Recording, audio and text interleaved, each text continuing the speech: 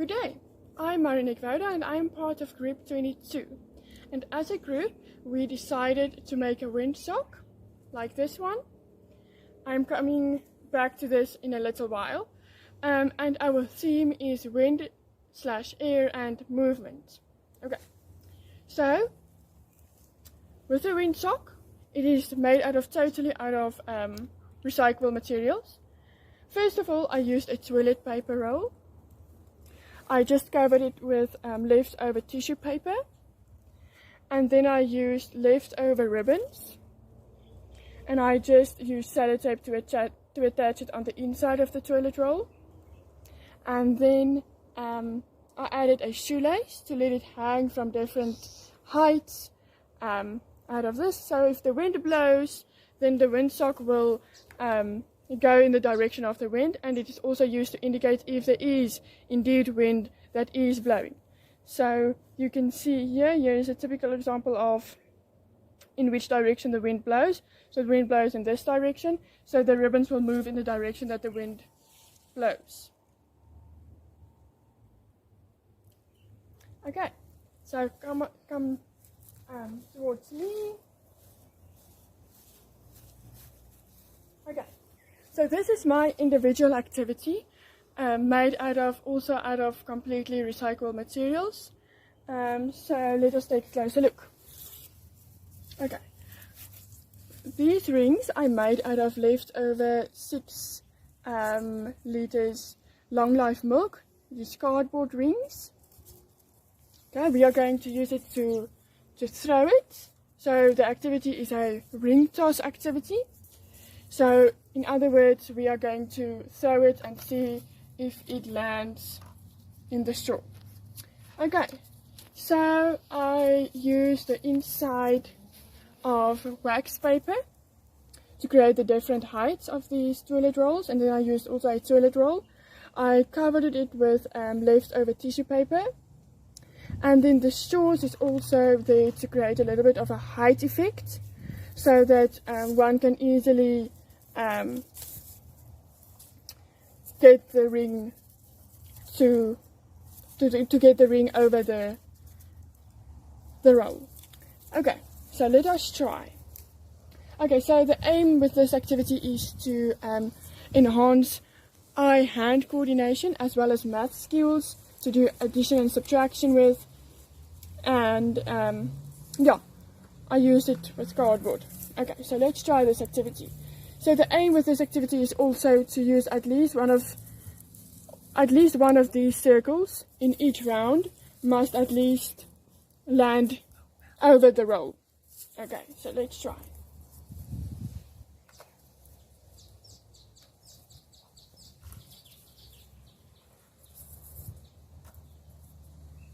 Okay, so there it is.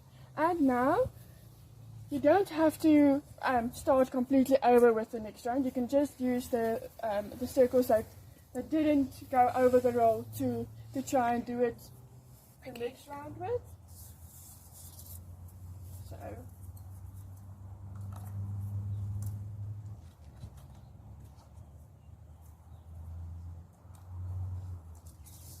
and then you can just continue until the ring toss is over the roll. So this is my activity. I hope you enjoyed this activity. Yeah, I enjoyed making this activity. It did bring out a creative side that I didn't thought I had in me, and yeah, I hope you enjoyed it too. Alright, goodbye. Hi, my name is Zoe, and today I'm going to explain to you how to make your very own moving pinwheel for wind. So this is my shoe size box, and everything fits inside of it. I used 4 toilet paper rolls that you cut down the middle and then cut off an extra piece, so it makes sort of a square. It doesn't have to be perfect. Then you want to take corner to corner and you want to fold it over, and then anything to secure this point. I personally used staples, it's just easier and quicker, but glue, tape, masking tape, anything you've got just to secure it. So you make 4 of those and then you stack them in a circle. Then I stapled them together except the top one, which I just secured with a board pin. And then all you have to do is take the board pin, and I used a really big toilet roll. You don't have to, you can use a stick or a piece of wood, anything you have, just to secure it. And then in the back, anything you have around the house, press stick, an earring backing, anything you've got, just to secure the back of the pin. Press stick, it does work well though. And then you just want to flatten the edges. And there you go. Hi there, I'm Candice Mutahwa, and this is my JST Discovery Box for Group 22. So our group decided to make windsocks for our overall group project, and in the Discovery Box itself it included toilet rolls, string, and sticks. So in my Discovery Box I have string-like material, it's the creepy crawlies.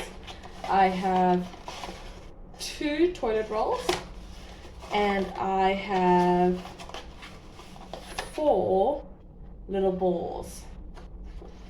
So I decided to make wind chimes. I decided to make wind chimes for my own individual activity. I used 1, 2, 3, 4, 5, 6 creepy crawlies, 6 balls, and then these were only 2 toilet rolls that were just cut in the same direction as the roll was actually rolled. That's how you get the nice curls at the bottom. The balls at the end are to stop the toilet rolls from falling off, and just for decoration. I used a pizza stand that you usually get with Debonair. You can collect those. And this is all recyclable material, and what I especially like about it is the creepy crawlies you can use again. I already know that for myself. I used the brown one on one of the legs instead of on top of here, and I didn't like the color scheme because I wanted it to be bright like summer. So I put this up on here. So essentially, to make it, you take your creepy crawlies and then you twist it around each edge of the pizza stand according to how you want, and then I add an extra one so that there's more chimes essentially. And then you cut your toilet rolls in the line. Usually the lines are on the paper, on the toilet roll, so it makes it easier to cut in the way that the waves form. Then I poke a hole into them so that I can get it through the creepy crawly, the string. And then I add the ball at the end. It's a very simple activity, but very effective, very nice. I think it shows wind movement quite well. Here's a demonstration. Of course, it's not a wind chime like the actual sound, but that's because I did not have balls. Little bells, but you can make it like that.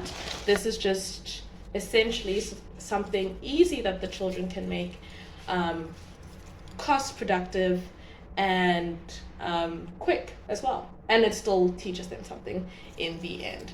So yeah, this has been Candice Mutahwa, and this was my JST Group 22 Discovery Box activity.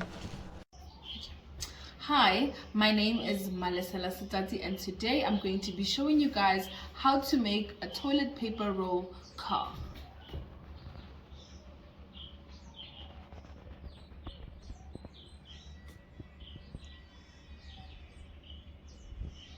First things first, you want to start by painting your toilet roll. Now remember, this part is completely optional, but it is best if you would like your toilet roll to look as colorful and beautiful as possible.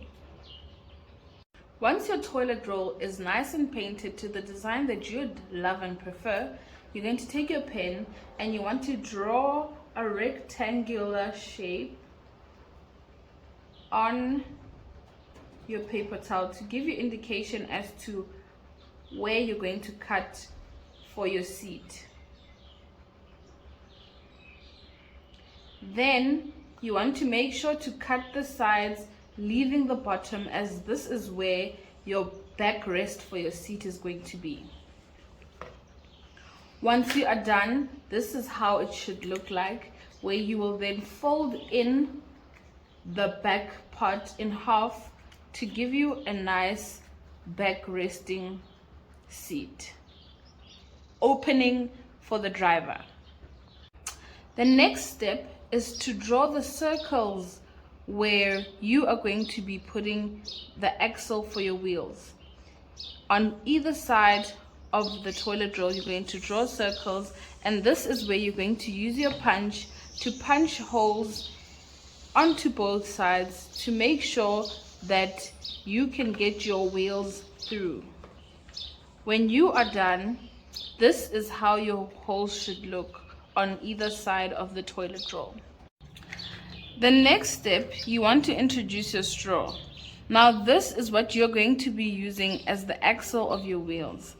You want to make sure that you cut your straw long enough to fit through both holes that you've made, as this is where your wheels are going to go.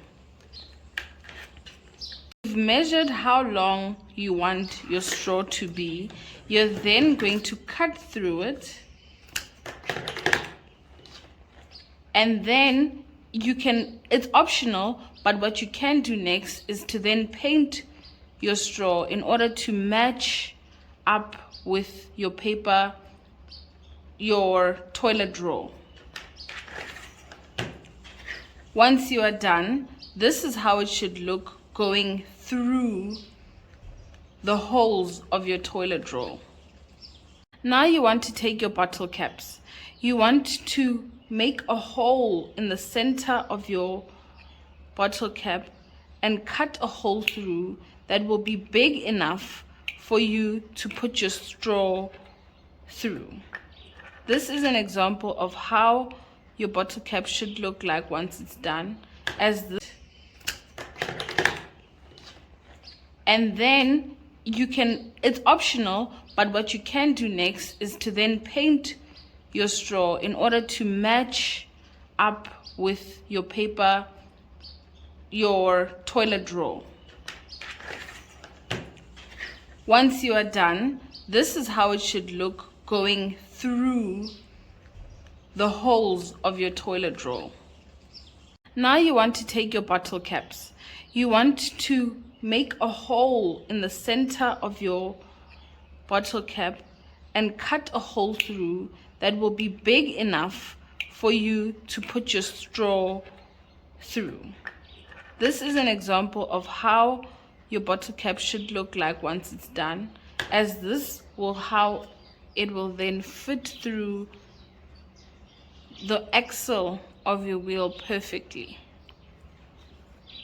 And finally, you have your toilet roll car, and you can finally enjoy your... Hello, my name is Sanele, and we are going to be discussing air, wind, and movement. So, I'm going to be making a kite. But first, let's talk about the benefits of flying a kite. 1, it improves your gross motor skills. When you are flying a kite, you're going to need to run a lot, and you're going to need to be able to hold the kite up the entire time with your hand.